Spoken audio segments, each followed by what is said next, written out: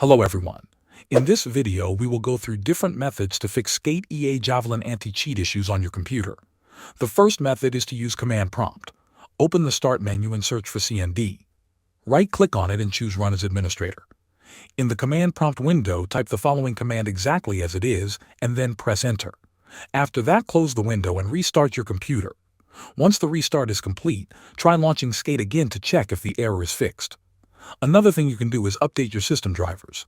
Outdated graphics drivers or chipset drivers can interfere with Javelin Anti-Cheat. Open Device Manager, expand the Display Adapters option, right-click on your graphics card, and select Update Driver. Follow the instructions and let Windows search for the latest version. You can also download the latest drivers directly from the NVIDIA, AMD, or Intel websites.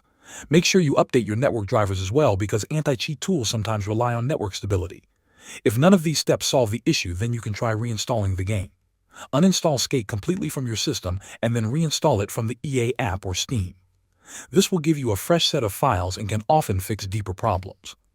After trying these steps, you should be able to run Skate without seeing the Javelin Anti-Cheat error. Thanks for watching.